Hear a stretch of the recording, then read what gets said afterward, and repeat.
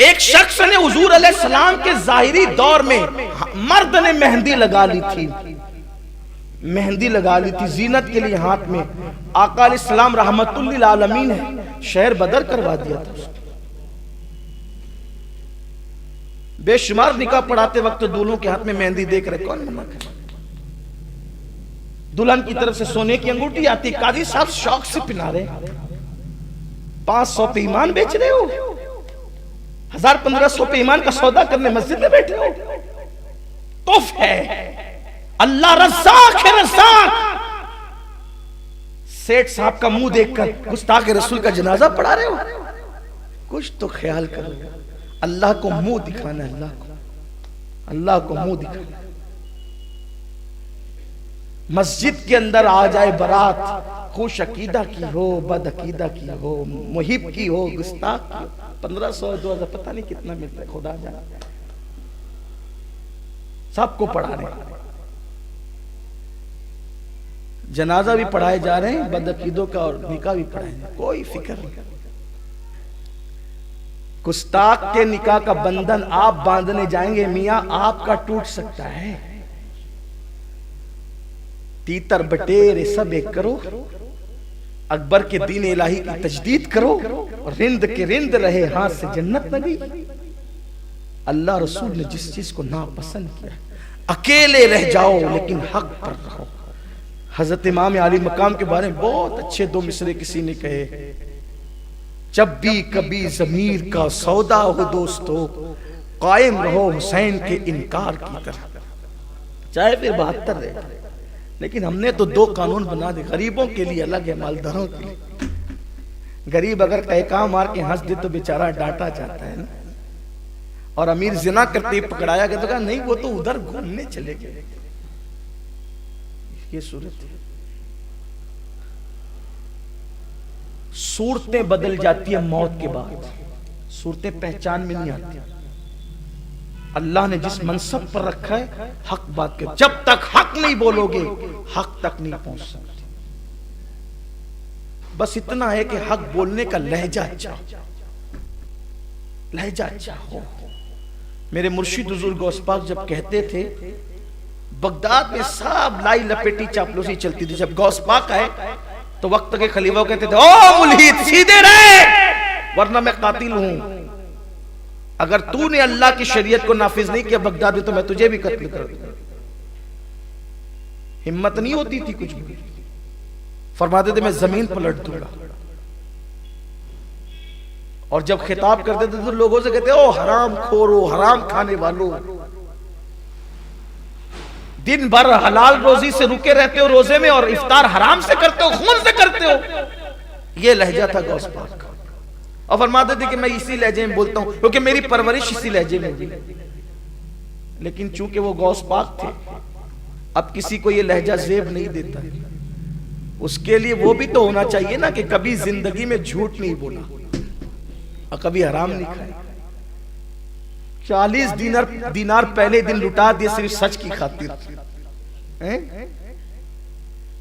अब यहां झूठ बोल करके खुद ही अपनी जात के लिए सब जमा करते रहे, कारखाने साइजिंग बनाते रहे झूठ बोल बोल कर, और उसके बाद फिर कहे नहीं जा हम तो सच बोलेंगे और यही लहजा होगा हमारा भी। तो जरा उस लहजे के लिए फिर वहां तक रिसाई, लहजा थोड़ा नरम, आवाज ऊंची हो कोई बात नहीं, लेकिन लहजा अल्फाज कुछ नरम।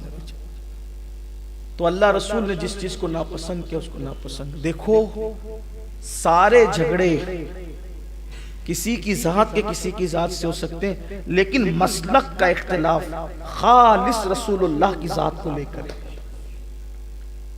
इसलिए मसलक के मामले में कभी समझौता नहीं करना। और कितने ही मीठे बनो, जो रसूलुल्लाह की नापसंद को पसंद करने लगे फिर न यहां इज्जत मिलती है न वहां इज्जत। हक कड़वा होता है लेकिन लोग उसको देर से मानते हैं और मानते ही रहते हैं। चलें अब एक एक जुमला उसकी, अब उसकी कोई तशरीह नहीं करता क्योंकि जो टाइम था उससे 10 मिनट और ज्यादा हो गए, इसलिए कि आपको हर हफ्ता भी आना होता है। आप ये ना कहें कि गुफ्तगू लंबी हो जाती है।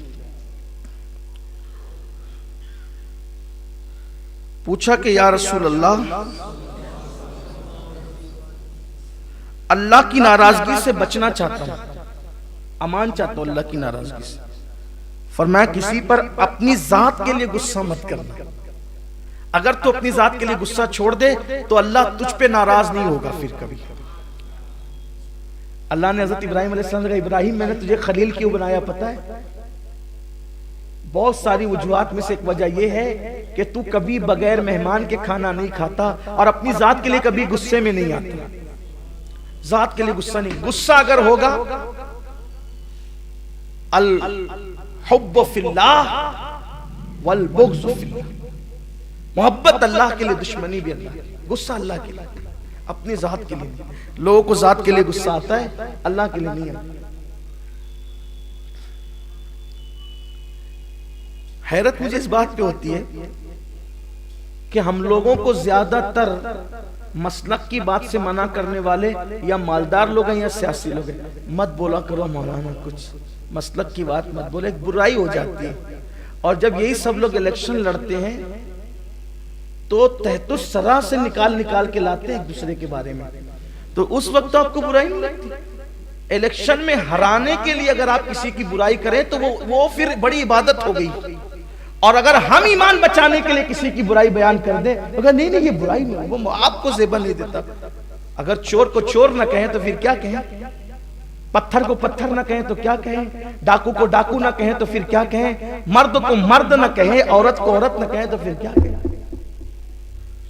बुराई ये है कि कोई बुरा ना हो और हम जबरदस्ती उसकी बुराई बयान करें। ईमान और अकीदा बचाने के लिए बातें की जाएगी, लोगों को यह बताया जाएगा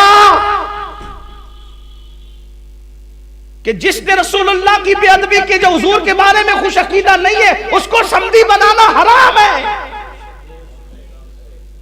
वहां बेटी देना भी हराम है, वहां से बेटी लेना भी हराम है। लेकिन ये तो आप गरीबों के लिए करोगे ना, मालदार के। वहां तो जाके भी पगड़ी बांधो कि बहुत अच्छा काम किया आपने, बेटी दे दिया आपने, गुस्ताख रसूल, बहुत अच्छा। नीचे से भी डंडे पड़ेंगे और ऊपर से भी डंडे। क्या समझते हो? घर की जागीर बना रखा है दिन को, साइकिल का हैंडल बना रखा है दिन, जिधर चाहोगे उधर फेर लोगे। गौस पाक की चौखट के सगाने बेहुनर हैं लेकिन अभी मौजूद है, बोलते रहेंगे, छोड़ेंगे नहीं। और अपनी जात के लिए नहीं बोलेंगे, वल्लाह रसूलुल्लाह की खुशी की खातिर। हम तो नहीं चाहते। एक जनाब मेरे पास आए, कहा कि अनिका आपको पढ़ाने थे मेरे बचपन से करीबी। गुलशन रजा में मैं बचपन से तकलीफ, जब स्कूल पढ़ता था जब से तकलीफ, बल्कि ऊपर कुर्ता और नीचे पैंट पहनकर जब मैं स्कूल जाता था तब से तकलीफ। गुलशन रजा। और वहां के लोग अक्सर मेरे साथ ऐसे हैं जैसे फैमिली मेंबर। बल्कि कभी ऐसा भी होता था कि वो मस्जिद खोलने और बंद करने की जिम्मेदारी मेरी थी। नहीं बनी थी, बस्ती भी कम थी वहां। हीरा पन्ना कॉलोनी शायद अभी तामीरी मराहिल पर थी उस वक्त की बात। लोगों से ताल्लुक बड़े अच्छे थे। अब मेरी आदत है, मैं जहां जाता हूं कोशिश करता हूं कि अल्लाह के बंदों से ताल्लुक अच्छे रखें। एक साहब थे हजरत हकीम गुलाम रसूल कादरी रहमतुल्लाह अलैह, जानते हैं आप? हकीम गुलाम रसूल कादरी, आप कब्रिस्तान में, आशिक कब्रिस्तान में दाखिल होंगे, पहला मजार जो बड़ा आपको नजर आता है, बड़े बुजुर्ग थे। हजरत जियाउद्दीन कुतुब मदीना के खलीफा थे वो हमारे शहर में। कुतुब मदीना खलीफा हैं आला हजरत के और हुजूर अशरफी मियां के, ये दोनों के खलीफा हैं। और कुतुब मदीना के खलीफा थे सूफी ये हकीम गुलाम रसूल कादरी रहमतुल्लाह। उनके बड़े करीबी मुरीद थे, उनसे हमारी बड़े ताल्लुकात थे। बड़े ताल्लुकात मतलब ये कि मैं गुलशन रजा में एहतिकाफ करूं तो वो बड़ी खिदमत करते थे, बहुत बेतकल्लुफी थी। वहां वालों से अक्सर है भी, अब भी। वो मेरे पास आके, सह साहब आपको निकाह पढ़ाना, क्योंकि जो लोग जान पहचान के होते तो वो कहते हैं निकाह पढ़ाना। मैंने कहा ठीक, मैं आ जाऊंगा इंशाल्लाह। मैं कहा यार अच्छे ठीक ठाक सुन्नी आदमी है, बड़े मजबूत सुन्नी। तो थोड़ा सा उन्होंने फिर जो है ना वो कुछ रुस्तमी बगाड़नी चाहिए।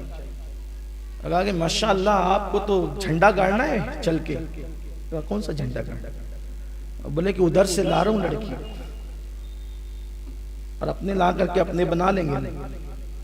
मैंने कहा मेरी तारीख खाली ना। फिर इंतकाल तक वो मुझसे नाराज रहे, मैंने कोई परवाह नहीं। मरे दम तक वो मुझसे नाराज, मैंने कोई परवाह नहीं। मेरा अल्लाह मुझसे राजी रहे मेरे लिए काफी है। मेरे रसूल, अब मैं कहता हूं एक ही फिक्र में जियो, अल्लाह रसूल राजी। मना कर दिया, मना कर दिया, नहीं, बिल्कुल नहीं। इसलिए कि हमें जन्नत किसी मालदार से नहीं लेना, हमें जन्नत अल्लाह रसूल से। और आपसे भी कहता हूं, अगर हुजूर की मोहब्बत है, बहन का, बेटी का, घर का, किसी फर्द का रिश्ता का, जो हुआ सो हुआ, जिसने जो किया वो भरेगा। लेकिन आप रिश्ता करते वक्त देखें हुजूर का वफादार है या हुजूर का गद्दार है, इसका ख्याल करना। और जरूर लोगों को ये बातें कड़वी लगती है, लगा करें, लेकिन जो हुजूर की बेअदबी करे, देखो मैं किसी का नाम नहीं ले रहा हूं, लेकिन जो हुजूर की बेअदबी करे, चाहे किसी टाइटल से जीता हो, बेटी को जिंदगी भर बिठा लेना कभी रिश्ता नहीं करना। बेटे को किसी फकीर की बेटी से निकाह करवा देना, लेकिन किसी नबी के गुस्ताख से, उस घराने से नहीं।